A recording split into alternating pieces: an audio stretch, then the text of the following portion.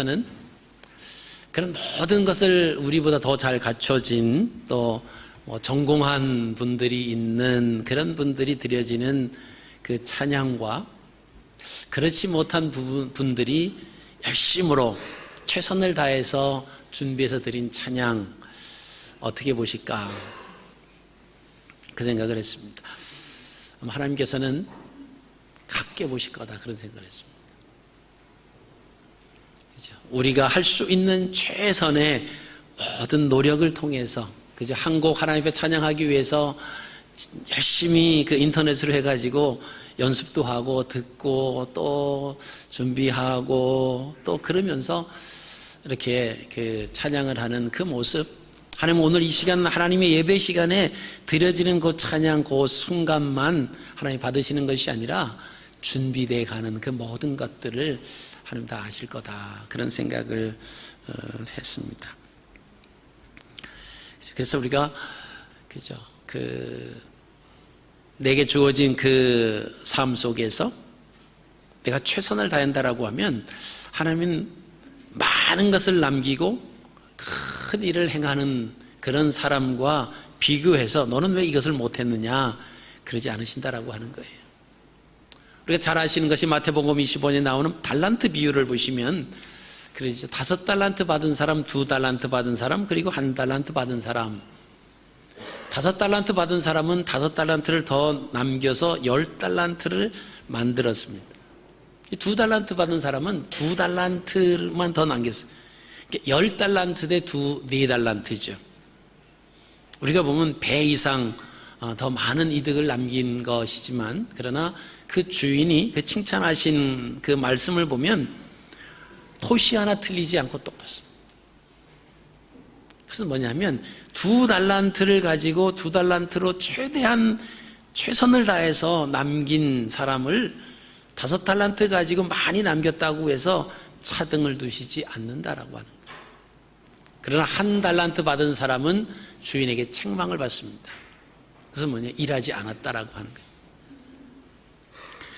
우리 성가대가 앞으로 더 하나님의 영광을 위해서 더 귀하게 쓰임받는 그런 아름다운 찬양대가 됐으면 좋을 것 같아요. 남자들이 자꾸 들쑥날쑥하는 것 같아요. 뒤에서 보니까 남자들 숫자가 제가 이렇게 보면 늘어났다가 줄었다가 그러는데 계속 그 자리를 지키시기 바랍니다.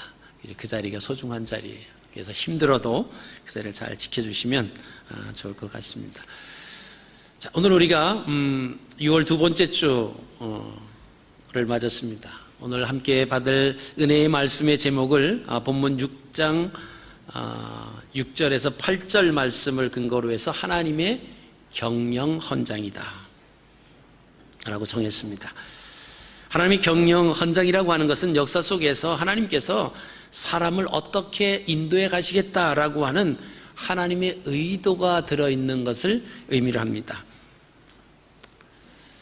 우리 문화 속에서 샤머니즘이 많이 젖어 있죠. 그래서 샤머니즘에 젖어 있는 사람들이 흔히 하는 말은 이런 단어를 많이 씁니다. 우연이다. 그죠? 우연이라고 하는 단어를 많이 사용합니다. 이런 영향으로 인해서 운이 좋았다, 운이 나빴다, 재수가 있다, 재수가 없다, 뭐 그런 말들이 사용되어집니다. 그래서 아마 젊은 청년들 사이에 이렇게 유행하는 그런 단어 중에 하나가 자기 마음에 안 들면 뭐라 그래요? 하자가 뭐라 그래요? 아이, 재수 없다. 그죠? 그런 말들을 젊은이들이 통령을 했습니다. 근데 그 단어는 하나님을 믿는 하나님의 사람들이 쓰는 단어는 아니에요. 우연이나 운이 있다, 재수가 있다, 이런 단어가 아니라 우리가 쓸 수 있는 단어는 하나님의 섭리다. 이렇게. 하나님의 섭리라고 하는 표현을 써야만 이것이 하나님께서 역사를 이끌어 가신다라고 하는 그런 의미입니다. 그래서 이 세상에 되어지는 모든 것들 하나님의 역사 속에 가는 거다라고 하는 거죠. 그래서 사도 바울은 로마서 11장 36절에 만물이 주에게서 나오고 주로 말미암고 주에게로 돌아간다 이런 표현을 했습니다. 만물이 어디에서 나오냐면 주님에게서부터 나온다는 거예요. 그리고 그 되어지는 과정이 주로 말미암아서 되어지고 나중에는 주에게로 되돌아간다. 그러니까 이 땅에서 되어지는 모든 시작과 과정과 끝이 전부 다 하나님의 역사심 속에서 시작이 되고 진행이 되고 맞춰진다라고 하는 그런 의미입니다. 만물은 하나님의 일하심에 의해서 움직여진다라고 하는 그런 의미입니다. 이를 근거로 해서 히브리 사람들은 사물의 움직임이 모두가 다 의미가 있다, 그렇게 생각을 합니다. 그래서 히브리 사람들은 의미 있는 민족, 일명 동사민족이다, 그런 단어를 씁니다. 그러니까 하나님의 말씀은 말씀으로 끝나는 것이 아니라 그 말씀이 선포가 되면 이 말씀이 움직이는 거예요. 멈추지 않는. 그래서 그 말씀이 선포되었을 때 그 말씀이 계속 움직이는 거죠. 계속 일을 해서 그 말씀이 성취될 때까지 끊임없이 그 하나님 말씀은 움직인다. 그뿐만이 아니라 모든 사람들이 다 이렇게 동사의 의미를 뒀습니다. 동사라고 하는 것은 움직이는 거예요. 그래서 동사민족이다라고 하는 그런 이름을 달기도 했습니다. 성경시대에 살았던 히브리 사람들은 역사를 이해할 때 오늘 우리가 읽으신 출애굽기 5장 22절에서부터 6장 8절 말씀을 근거해서 하나님의 목적사다, 이렇게 이해를 합니다. 하나님의 목적사라고 하는 것은 내 백성을 하나님께서 이렇게 이끌어 가시겠다, 경영하시겠다라고 하는 하나님의 경영 헌장이다, 이렇게 말할 수 있습니다. 그래서 우리가 하나님의 경영 헌장, 쉽게 말하면 하나님께서 우리를 어떻게 이끌어 가실 건가를 알게 되면 우리는 그 구원에 대한 목적을 알게 됩니다. 구원에 대한 목적을 알게 되면 그 목적에 맞는 삶을 살아갈 수가 있습니다. 그렇지만 하나님께서 우리를 구원해 주시는 그런 목적을 알지 못한다라고 하면 하나님의 목적과 상관없는 무의미한 그런 삶을 살아갈 수밖에 없다라고 하는 거예요.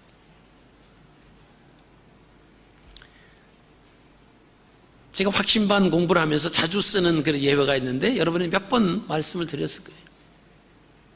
황대감집에 돌쇠라고 하는 그 머슴에게 그렇게 얘기를 하는 겁니다. 야, 돌쇠야, 너 내일 저 산 넘어 있는 김대감님 댁을 좀 다녀와야 되니까 오늘 일찍 자라. 그랬더니 알겠습니다. 그리고 그 다음 날이 됐습니다. 이 황대감이 돌쇠를 부르는데 돌쇠가 나타나지 않죠. 나중에 알고 보니까 돌쇠가 아침 일찍 일어나서 그 황대감님, 그 주인 마님 명을 받들어서 김대감 집에 갔다가 오는 겁니다. 자, 여기서 이 돌쇠가 김대감 집에 가면서 오면서 무슨 생각을 했을까요? 계속 아마 이런 생각을 했을 거예요. 왜 나더러 우리 주인 마님이 김대감 집에 갔다 오라고 그랬을까? 그렇게 생각하다가 다다랐습니다. 이제 왔으니까 돌아가야지. 그리고 돌아가면서도 계속 그 생각했을 거예요. 이에서 뭐가 남는다는 건가? 왜 나를 김대감 집에 갔다 오라고 그러셨을까? 이 친구는 그 산 넘어 그 김대감 집에 다 다녀오면서 목적이 없는 거예요. 왜 내가 가야 되는지, 왜 갔다 오게 하는 그렇게 나를 시키신 우리 대감마님의 의도가 뭔지를 모르니까 갔다 오지만 이게 허탈한 겁니다. 여러분, 우리가 하나님께서 우리를 구원해 주시는 그 구원의 경영사를 알지 못한다라고 하면 우리 마찬가지입니다. 신앙생활 하는 게 몸이 건조하지. 왜 내가 교회 나가야 되는지, 내가 믿는 신앙, 내가 믿는 하나님, 그분이 유일하시고 다른 신과 비교할 수 없는 전능하신 하나님이라고 하는 그 확신이 우리에게 없으면 우리가 신앙생활 하면서도 마음이 늘 붕 떠 있는 거예요. 붕 떠 있는 이유는 뭐죠? 하나님의 그 우리를 이끌어 가시는 목적사를 우리가 이해하지 못하기 때문에. 그래서 별로 마음에 안 들면 교회를 옮겨 보이죠. 교회 옮긴다고 뾰족한 수가 있습니까? 거기서 별로 이게 하나님의 목적사를 이해를 못하니까 거기 가서도 만족을 못해요. 환경이 바뀌니까 조금 적응하는 것 같지만 또 식상합니다. 그러다 보면은 이제 종교를 옮겨볼까? 그래서 이제 기독교에서 다른 종교로 또 옮겨보죠. 거기 가도 별로 만족함이 없는 거예요. 왜 그러냐면 하나님께서 우리를 구원해 주시는 그 목적, 우리를 경영해 가시는 그 경영 방법을 우리가 모른다라고 하면 목적 없이 아침 꼭두 새벽에 일어나서 산을 넘고 김대감 집에 갔다 오면서 의미를 모르는 거예요. 우리가 교회는 갔다가 왔는데 왜 갔다 와야 됐는지, 무엇을 가서 깨닫고 무엇을 얻고 어떤 결단을 했는지 이것이 아무것도 없다라고 하면 또 다가오는 주일날이 되면 굳이 교회 또 가야 될까? 그러다가 어떤 건수 하나 생기면 잘 됐다. 그리고 그 일을 할 수밖에 없다라고 하는 것입니다. 여러분, 구원이라고 하는 것은 피 흘림과 연관이 되어 있습니다. 피 흘림은 죄와 연관이 되어 있습니다. 그래서 하나님은 아담에게 선악을 알게 하는 나무의 열매를 먹지 말라. 내가 먹는 날에는 반드시 죽을 것이다. 그렇게 말씀을 하십니다. 그런데 아담은 이 하나님의 말씀에 불순종합니다. 다시 말씀드리면 하나님이 세우신 질서를 깨트리는 거예요.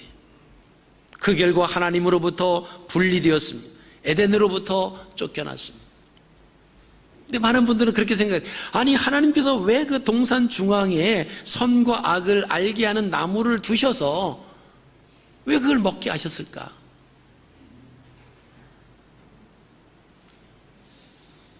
전능하신 하나님께서 모든 것을 아신다면서 그러면 아담이 그거 먹을 줄 모르고 그냥 하셨을까? 이미 다 아시면서 왜 그러셨을까? 그렇게 이제 의문과 질문을 가지고 있어요. 그러나 그 선과 악을 알게 하는 나무의 그 하나님과의 아담과의 그런 어떤 언약은 그런 차원으로 접근해 가는 것이 아닙니다. 하나님이 세우신 질서예요. 아담과 하나님과의 사이에 맺은 언약입니다. 그 질서예요. 그 언약을 깨면 너와 나는 상관이 없다. 그 말씀이 뭐죠? 너는 반드시 죽는다. 근데 그것을 깨버리죠. 죄 지은 사람이 죄 사함을 얻기 위해서는 반드시 피를 흘려야만 됐습니다. 그 대가로 구원을 얻을 수 있기 때문에 그랬습니다. 그래서 구속하다라고 하는 단어는 피를 흘려 값을 주고 사오다라고 하는 그런 의미가 있습니다. 그래서 이 단어는 구원하다라고 하는 단어와 같은 의미입니다. 그래서 구속하다, 구원하다라고 하는 단어가 성경에서 가장 먼저 사용되어진 것이 창세기 3장 21절입니다. 하나님께서 범죄한 아담과 하와에게 가죽 옷을 지어 입혔다라고 하는 단어. 가죽 옷을 지어라고 하는 그 단어. 짓는다, 지어라고 하는 단어는 창조 사건만큼 중요한 단어입니다. 그 이유가 창조라고 하는 것은 질서를 세웁니다. 우리가 창세기 1장 2절 말씀 보면 땅이 혼돈하고 공허하고 흑암 중에 있고 하나님의 신은 수면 위에 운행하십니다. 뭔가가 있는데 이게 질서가 잡히지 않았어요. 혼란한 가운데 있습니다. 그때 하나님께서 말씀으로 질서를 세우십니다. 빛이 있으라 말씀하시니까 흑암 중에 빛이 있었습니다.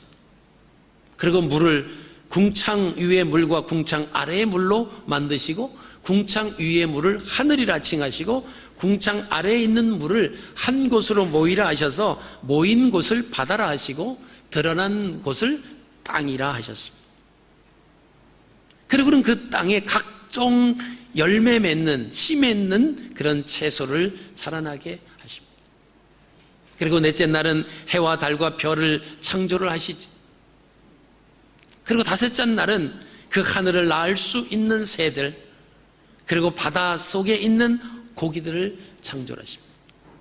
그리고 여섯째 날은 짐승들을 창조하시고 마지막에 사람을 창조하십니다. 질서가 잡혀 있어요. 첫째 날, 둘째 날, 셋째 날 세우신 것은 공간을 확보해 놓으시는 겁니다. 그리고 넷째 날, 다섯째 날, 여섯째 날은 그 공간에다가 채워주시는 거예요. 하나님의 질서가 잡혀 있는 이것이 창조다라고 하는 것입니다. 그럼 죄라고 하는 것은 하나님이 세우신 그 창조, 그 질서를 깨트리는 것이 죄다라고 하는 거예요.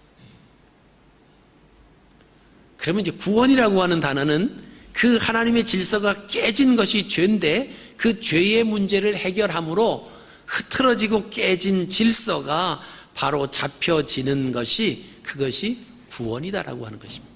그래서 창조와 죄와 구원이라고 하는 이 세 단어는 질서라고 하는 단어와 연관이 된다라고 하는 것입니다. 죄로 인해서 무너진 질서를 다시 회복시켜 주신다라고 하는 것이 창세기 3장 21절에 가죽 옷을 지어라고 하는 그 단어입니다. 여러분, 가죽 옷은 거저 만들어지는 것이 아닙니다. 사람이 지은 죄 때문에 죄 없는 짐승이 대신 피를 흘려 만들어진 것이 바로 가죽 옷이다라고 하는 거죠. 하나님은 죄 없는 짐승이 피를 흘려 그 가죽으로 사람의 허물과 잘못을 덮어주십니다. 이것이 나중에 훗날에 예수 그리스도께서 이 땅에 오셔서 십자가에서 피를 흘려주시는 것을 의미를 합니다. 우리의 죄를 사해 주시기 위해서 그 죄의 값은 피와 연관이 됐죠. 그 피 흘림으로 인해서 구원함을 받습니다. 우리가 지은 죄를 그래서 예수 그리스도께서 십자가에서 피 흘려 우리 죄를 담당하심으로 우리가 하나님 앞에 다시 설 수 있는 질서가 다시 세워진 것을 의미를 합니다. 하나님이 우리에게 주신 그 구원해 주신 이유, 그 이유가 세 가지가 크게 있습니다. 그 내용이 오늘 출애굽기 6장 7절과 8절에 있는 그 말씀입니다.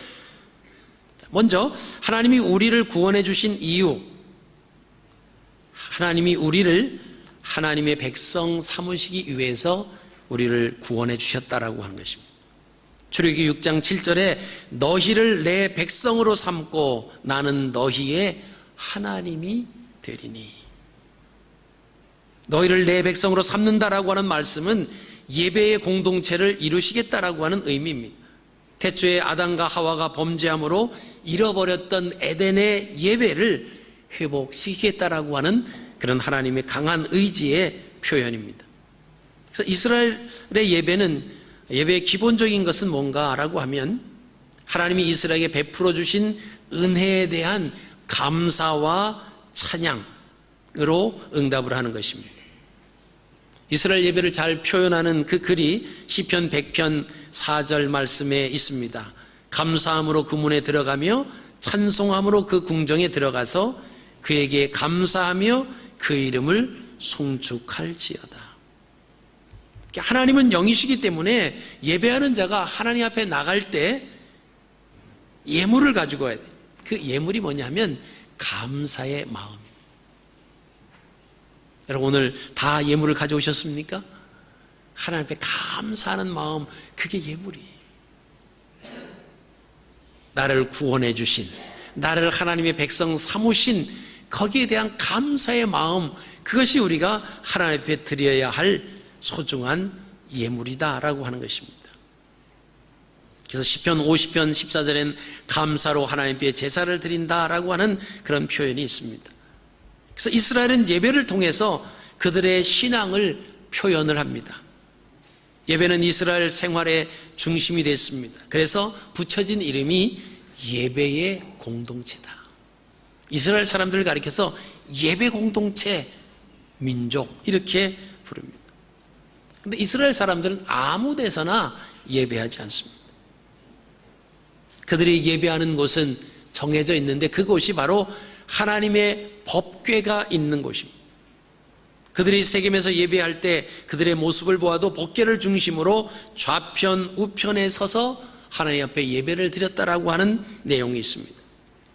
법궤 앞에서 하나님 앞에 예배를 드렸다라고 하는 그 의미는 다른 말로 하면 하나님 앞에서 예배를 드렸다라고 하는 것입니다.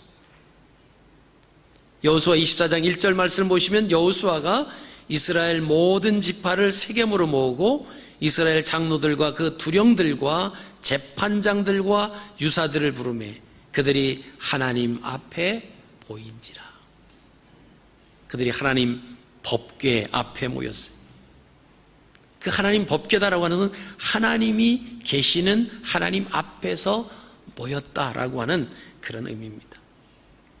그래서 우리가 예배할 때 그 어느 것도 우리의 생각을 사로잡아서는 안 돼요. 우리와 바로 아무 막힘 없이 하나님 앞에 서 있는 예배, 하나님 말씀 앞에 서 있는 예배, 그 예배가 진정한 하나님이 원하시는 예배이다라고 하는 것입니다.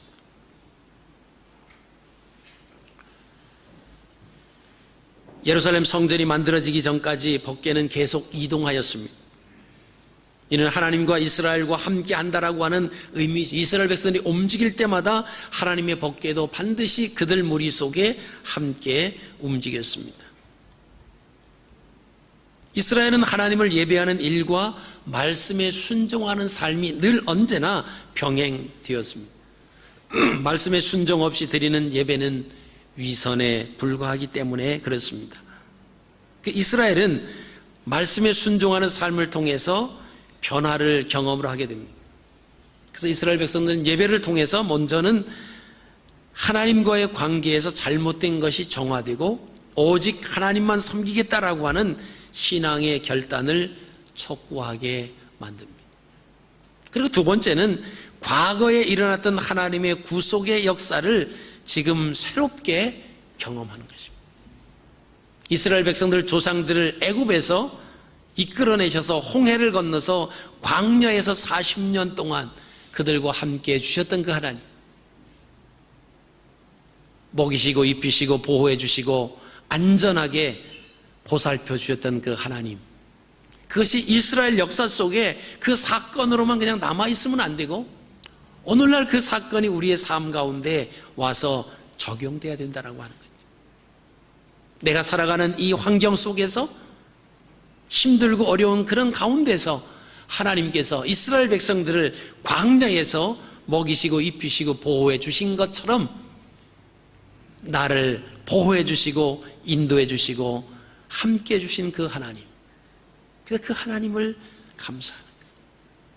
이스라엘 백성들은 그래서 그것이 예배 공동체, 신앙 공동체가 됐다라고 하는 것입니다. 이스라엘이 가나안에 정착한 후에 약 200년 동안 사사시대가 있었습니다. 그 사사시대에는 법궤가 위치한 곳이 곧 중앙 성소가 되었습니다. 그래서 법궤가 있는 그곳에서 그들은 예배를 드리는 거예요. 그러다가 예루살렘 성전은 지상에 있는 하나님의 집을 의미합니다. 솔로몬 시대에 와서 성전을 지어요. 성전을 짓기 전에 그 이름은 성막이었습니다. 성막이라고 하는 것은 텐트죠. 움직일 수 있습니다. 그러나 성전은 움직이지 않습니다. 이스라엘 백성들이 성전을 지었다라고 하는 것은 이제 이스라엘 백성들이 그 땅에서 정착해서 움직일 이유가 없다라고 하는 거예요. 그래서 그들은 때가 되면 매번 예루살렘에 있는 성전을 찾아가는 거예요. 그리고 하나님께서 그곳에 내 이름을 지어 두겠다, 당신의 이름을 두신 곳, 그것이 바로 성전이다라고. 다른 종교의 신정과 구별하기 위해서 여호와께서 자기 이름을 두신 곳이다, 이렇게 성경은 표현을 하고 있습니다. 솔로몬이 그 성전을 건축하는데 레바논에서 수입한 그 백향목으로 성전 낭실 현관을 짓습니다. 그리고 성전에 그 성소 외소를 짓습니다. 그리고 내소 지성소를 짓습니다. 성전이 다른 건물과 차이점이 있는데 그 차이점이 뭐냐라고 하면 하나님의 법궤가 있다라고 하는 거예요. 그 하나님의 법궤, 그 하나님의 말씀, 하나님의 나타나심이 있는 것을 상징하는 법궤를 모신 것, 그게 성전입니다. 그래서 법궤는 하나님의 임재를 표현합니다. 그래서 하나님의 전, 하나님의 집 이런 표현을 씁니다.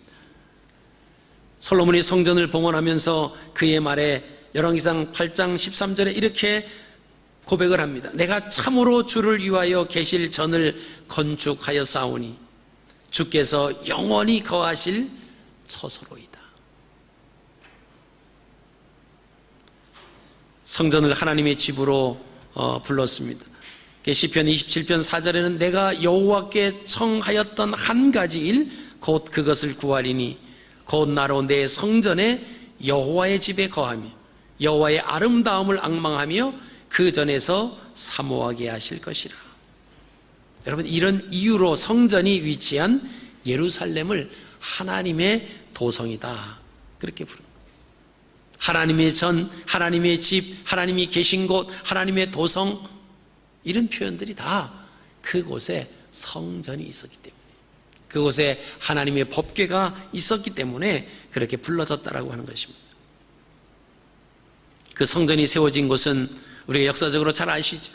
아브라함이 그 아들 독자 이삭을 드렸던 모리아 땅입니다.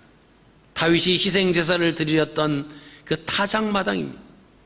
성전이 건축되어서 법궤는 성전 안 지성소에 안치가 됐습니다. 이때부터 성전은 이스라엘 예배의 중심이 되었습니다.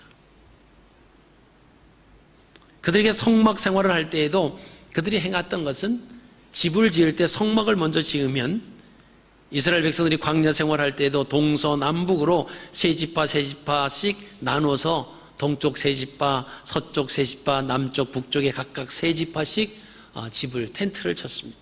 가운데는 성막이 있는 거예요. 우리가 남향이 좋다, 북향이 좋다, 호주에는 북향으로 문이 난 게 좋다라고 하죠. 한국엔 남향이 좋다 뭐 이러잖아요. 근데 그 사람들이 북향, 남향을 따지는 것이 아니라 하나님의 그 성막이 우리의 집을 딱 나설 때 보이는 곳이 어디냐라고. 남쪽에 남쪽으로 하나님의 성전이 있다라고 하면 그 남향을 해야 돼요. 북향을 향해서 나가는 그 남쪽에 성막을 중심으로 남쪽에 있는 그런 남쪽 지방에서 텐트를 친 사람은 북향을 향해. 그러니까 그 사람들은 아침에 텐트를 열고 문을 열고 딱 나오면 바로 보이는 것이 성막이에요. 성소입니다. 그리고 들어갈 때 그들은 절대 등을 돌리고 들어가지 않습니다. 집 앞에 이르러서는 등을 돌려서 뒤로 들어가는 거예요. 뒤로 들어가는 이유는 뭐죠? 하나님의 성전을 바라보면서 들어갑니다. 여러분, 우리가 법원 같은데 재판할 때 그렇게 가면 딱 들어가면서 앞에 있는 어떤 그런 그 판사나 그런 사람들을 향해서 예를 갖춥니다.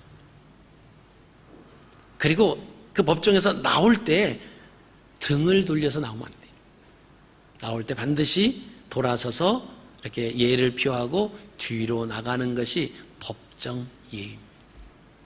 이스라엘 백성들은 그 성소에서 나올 때 하나님의 성막을 보는 거예요. 들어갈 때도 등을 돌려서 들어가는 것이 아니라 서서 하나님의 성소를 보면서 들어가요. 그 무엇을 의미하냐면 모든 삶이, 그들의 삶과 그들의 마감하는 그 모든 것이 하나님의 성막을 중심으로 살아가겠다라고 하는 그런 의미가 거기에 포함이 되어 있습니다.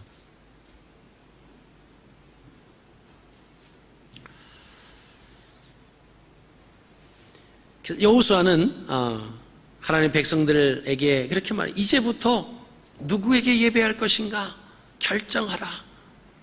그 선포를 합니다. 그래서 여호수아 24장 14절로 15절 말씀입니다. 우리가 함께 한번 읽겠습니다. 시작. 그러므로 이제는 여호와를 경외하며 성실과 진정으로 그를 섬길 것이라. 너희의 열조가 강 저편과 애굽에서 섬기던 신들을 제하여 버리고 여호와만 섬기라. 만일 여호와를 섬기는 것이 너희에게 좋지 않게 보이거든 너희 열조가 강 저편에서 섬기던 신이든지 혹 너희에 거하는 땅 아모리 사람의 신이든지 너희 섬길 자를 오늘날 택하라. 오직 나와 내 집은 여호와를 섬기겠노라. 여호수아의 강한 의지지. 너희가 누구를 섬길 것인지 결정하라라고 하는 것입니다. 애굽에서 섬겼던 그 신들을 제하여 버리고 여호와만 섬겨라. 그러나 만일 여호와를 섬기는 것이 너희에게 좋지 못하게 생각하면 너희가 이방인을 섬기든지 마음대로 해라. 그러나 나는 나와 내 집은 여호와만 섬기겠다. 이 여호수아에게는 하나님 한 분 외에는 다른 신이 없더라. 그 확신이 여호수아에게 있을 때 이렇게 강하게 백성들을 향해서 선포할 수 있다라고 합니다. 하나님께서 이스라엘 백성들을 어떻게 이끌어 주셨는지 여호수아는 그의 삶으로 체험하고 경험했습니다.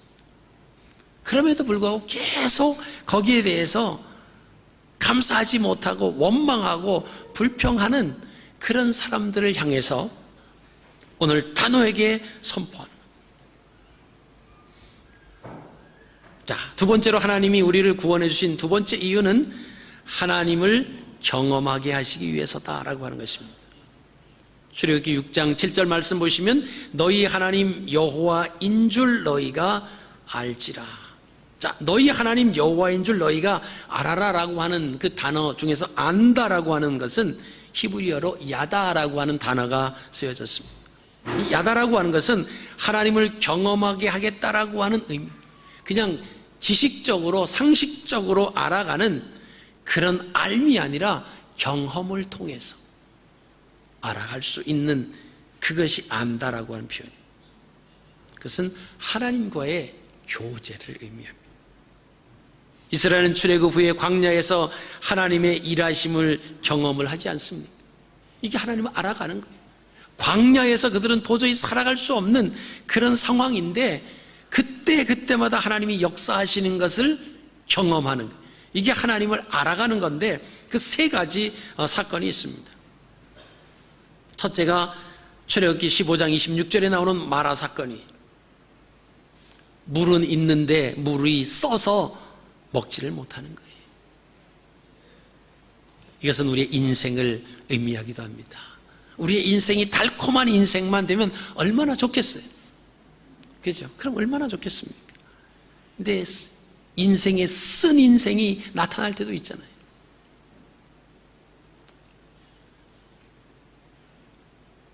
그랬을 때 하나님께서 인생의 쓴 것을 단 것으로 바꾸게 하시는 하나님의 치유 사역, 하나님의 치유하심, 라파 하나님, 치유의 하나님을 그들이 경험하는 거죠. 어느 분이 열심히 막 그 정치를 비판을 하는 분이 계셨어요. 자기는 여기 살면서 한국에 무슨 박언니 그러면서 대통령이라고 그러지도 않고 막 그러면서 막 그렇게 막 그래요. 그래서 제가 근데 그분하고 무슨 원수가 졌습니까? 그분이 당신에게 어떤 일을 그렇게 잘못을 했는데 그러냐? 그랬더니 자기에겐 잘못한 거 없대요. 뭐를 그렇게 잘못했냐? 그랬더니 뭐 여러 가지를 뭐 정치도 뭐 그러고 그래요. 그래서 그거를 누가 그런 얘기를 하더냐? 그랬더니 뭐 매스컴에 돌아다니는, 확인하지도 않고 자기하고 특별한 그 관계도 없는데 그 떠도는 소문, 그 대통령이 되면 정치를 안 하고 싶겠냐? 나라를 책임지고 잘 이끌어가고 싶은 마음이 누구나 다 지도자가 되면 그거 하려고 할 텐데 그 돌아다니는 그런 좀 야당 쪽에 그런 말을 가지고 당신이 지금 호주에 살면서 그러면서 큰 뭐 애국자처럼 그렇게 비난하고 뭐 그래서 남는 게 뭐가 있겠냐? 그때 남는 게 없대요. 당신 마음만 아프고 당신 마음만 그러지고 뭐 입만 걸어지지 뭐 굳이 그러냐? 그냥 잘할 수 있, 정치 잘할, 남은 기간 임기 잘 정치할 수 있도록 하나님 앞에 기도하면 그게 더 훨씬 좋지 않겠나. 그죠? 때로는 우리가 살다 보면 인생에 쓴 인생이 와요. 근데 이 쓴 물이 단물로 바뀌어질 수 있다라고 하는 그 하나님을 의지하면 되는데, 그 하나님을 의지하지 않고 왜 물이 있는데 이 물이 쓰냐, 왜 먹지 못한 물이 생겼느냐, 이렇게 원망하고 불평한다라고 하면 얻어지는 것이 없다라고 하는 거예요. 그러니까 우리가 하나님의 말씀을 가지고 믿음 안에서 설 것이냐, 아니면은 다른 환경과 다른 사람의 말을 듣고 내 마음이 흔들려서 불편해 할 거냐라고 하는 결단이 우리에게 필요하다라고 하는 것입니다.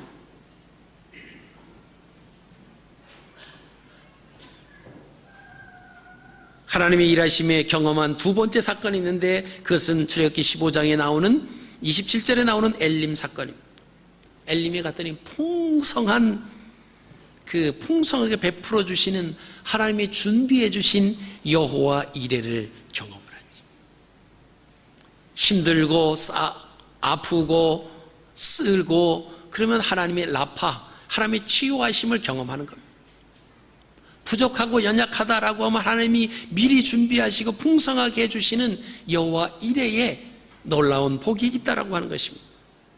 그들이 경험한 세 번째 사건은 뭡니까? 출애굽기 17장 15절에 나오는 아말렉과의 싸움입니다. 아말렉과의 전쟁에서 그들은 도저히 승리할 수 없는 그런 상황입니다. 근데 모세가 기도함으로, 그 모세의 힘으로도 되지 않았어요. 옆에서 아론과 훌이 같이 모세의 손이 힘들어서 내려오는 것을 받쳐줄 수 있는 그 기둥과 같은 아론과 훌이 있었기 때문에 모세의 손은 저녁 때까지 내려오지 않았다. 여호와 니시의 승리를 이스라엘 백성들은 경험을 하는 겁니다. 치유하시는 하나님, 준비하시는 하나님, 승리케 하시는 그 하나님을 경험할 때만이 하나님의 일하심을 할 수 있는 거예요. 여러분, 이 땅에 살면서 우리들도 마찬가지입니다. 우리가 이 세상에 살면서 하나님을 믿으며 하나님께서 우리 인생의 쓴맛을 단 인생으로 바꿔주시는 치유하시는 하나님, 내 인생의 모든 것을 구비구비 순간순간마다 그때그때마다 하나님이 준비시켜 주시고 예비해 주신 여호와 이레의 하나님, 모든 전쟁과 모든 싸움, 인생의 여정 속에서 승리할 수 없는 그런 상황 속에서 우리를 승리케 하시는 여호와 니시의 그 하나님, 그 하나님을 우리가 경험할 때 우리가 견고한 믿음 안에 서서 하나님을 향해서 달려갈 수가 있습니다. 마라의 사건, 엘림 사건, 아말렉 사건, 이 세 가지 사건은 하나님께서 이스라엘 백성을 어떻게 인도해 주셨는가를 그들이 몸소 경험하고 체험했던 겁니다. 그렇다라고 하면 오늘날 우리의 인생의 여정 속에서 오늘 우리가 이 자리에 오기까지 하나님의 라파 사역, 하나님이 치유하신 것은 무엇인가를 여러분 점검해 보십시오. 하나님이 우리의 삶 속에서 준비하시고 함께 해주셨던 그 하나님의 사건은 무엇인가를 또 헤아려 보시기 바랍니다. 그리고 우리의 인생의 여정 속에서 도저히 승리할 수 없는 그런 상황 속에서도 우리에게 승리를 안겨주신 여호와 니시, 그 하나님은 우리의 삶 가운데 어떤 부분이었는가를 알게 하시는 것은 우리를 구원해 주신 목적이라고 하는 거예요. 하나님이 이런 분이다라고 하는 것을 우리로 하여금 경험하게 하시는 겁니다. 그다음에 하나님이 우리를 구원해 주신 세 번째 마지막 이유가 뭐냐면 땅을 주시기 위함이다 라고 하는 것입니다. 출애굽기 6장 8절에 내가 아브라함과 이삭과 야곱에게 주기로 맹세한 땅으로 너희를 인도하고 그 땅을 너희에게 주어 기업을 삼게 하리라. 여러분, 땅을 준다라고 하는 의미는 구약에서 가나안을 말합니다. 신약에서는 천국을 말해요. 거룩한 성, 새 예루살렘을 말합니다. 이것이 에덴의 회복입니다. 아브라함은 약속의 땅 가나안 땅이 천국을 예표하는 역할을 하고 있다라고 하는 것을 깨닫습니다. 그래서 그는 히브리서 11장 9절에서부터 16절까지 그가 이렇게 고백을 합니다. 우리 한 목소리로 한번 읽으시겠습니다. 시작. 믿음으로 아브라함은 부르심을 받았을 때에 순종하여 장래 유업으로 받을 땅에 나아갈새 갈 바를 알지 못하고 나갔으며 믿음으로 그가 이방의 땅에 있는 것 같이 약속의 땅에 거류하여 동일한 약속을 유업으로 받을 이삭 및 야곱과 더불어 장막에 거하였으니 이는 그가 하나님의 계획하시고 지으실 터가 있는 성을 바랐습니다. 믿음으로 사라 자신도 나이가 많아 단산하였으나 잉태할 수 있는 힘을 얻었으니 이는 약속하신 이를 미쁘신 줄 알았습니다. 이러므로 죽은 자와 같은 한 사람으로 말미암아 하늘의 허다한 별과 또 해변의 무수한 모래와 같이 많은 후손이 생육하였느니라. 이 사람들은 다 믿음을 따라 죽었으며 약속을 받지 못하였으되 그것들을 멀리서 보고 환영하며 또 땅에서는 외국인과 나그네임을 증언하였으니 그들이 이같이 말하는 것은 자기들이 본향 찾는 자임을 나타냄이라. 그들이 나온 바 본향을 생각하였더라면 돌아갈 기회가 있었으려니와 그들이 이제는 더 나은 본향을 사모하니 곧 하늘에 있는 것이라. 이러므로 하나님이 그들의 하나님이라 일컬음을 받으심을 부끄러워하지 아니하시고 그들을 위하여 한 성을 예비하셨느니라. 이제 말씀을 정리합니다. 하나님께서 우리를 구원해 주신 이유, 하나님의 백성 삼기 위하십니다 라고 하는 것입니다. 택함받은 하나님 백성이 하나님께 해야 할 일, 구원해 주신 그분의 말씀에 순종함으로 예배하는 일입니다. 예배를 통해서 하나님의 임재를 경험하고 하나님과 교제가 이루어지기 때문입니다. 성전에서 예배를 통해서 하나님과 교제가 이루어졌기 때문에 이스라엘은 성전을 그리워하며 또 그 성전을 다시금 찾는 거예요. 오늘 우리가 하나님께 예배드리는 주일날 얼마나 기대되고 얼마나 기다려졌습니까? 주일날 예배하는 교회에 대해서 얼마나 우리가 관심을 갖고 있는가? 이스라엘 백성들이 성전을 그렇게 사모하는 마음처럼 내가 그 예배를 얼만큼 사모하며 나갔는가라고 하는 부분이죠. 하나님께서는 우리를 구원해 주신 이유가 하나님과 교제를 나누시기 위해서 우리를 구원해 주셨다라고 하는 겁니다. 하나님을 경험하기 위해서. 이 땅에 살아있는 동안 우리가 여러 가지 닥치게 되는 사건들을 통해서 하나님의 일하심을 경험하는 것입니다. 그 일하심을 통해서 하나님과 교제가 이루어지는 것입니다. 하나님과 교제가 이루어지는 그 시간이 바로 예배다라고 하는 것입니다. 예배 시간에 하나님의 말씀을 통해서 또 기도를 통해서 찬양을 통해서 감사를 통해서 그 예물을 통해서 우리가 교제가 나눠지는 것입니다. 하나님께서 우리를 구원해 주신 그 이유는 거룩한 성 새 예루살렘을 우리에게 주시기 위함이다 라고 하는 것입니다. 이것이 하나님의 경영 헌장입니다. 하나님의 경영 헌장은 하나님께서 내 백성을 이렇게 경영하시겠다라고 하는 구상을 밝히신 것입니다. 하나님께서 하나님의 백성을 예루살렘 성까지 이끌어 가시겠다. 하나님의 자녀를 하나님의 도성으로 인도하시겠다라고 하는 그 말씀입니다. 하나님으로부터 구원의 은혜를 입은 우리가 앞으로 이 땅에서 어떻게 살아가야 할까라고 하는 것이 우리에게 주어지는 퀘스천입니다. 그 답은 하나님의 백성답게 살아가는 거죠. 하나님 백성은 하나님의 말씀에 순종하는 삶을 살아야만 합니다. 예배와 순종은 별개의 삶이 아니라 함께 가는 연결된 삶입니다. 말씀에 순종하는 사람이 드리는 예배를 하나님이 연락하시기 때문에 그렇습니다. 하나님의 백성은 예배를 통해서 하나님과 교제를 나눌 수 있기 때문에 그렇습니다. 이것이 바로 샬롬을 누리는 거예요. 그래서 우리가 예배가 회복돼야 됩니다. 예배에 우리가 목숨을 거십시다 라고 하는 그 말이 바로 이래서 그렇다라고 하는 거죠. 여러분, 이번 한 주간도 하나님께서 우리에게 베풀어 주신 구원의 은혜를 기억하시면서 말씀에 순종함으로 예배하는 삶을 살아가시는 저와 여러분이 되시기를 주님의 이름으로 축복합니다. 살아계신 아버지 하나님,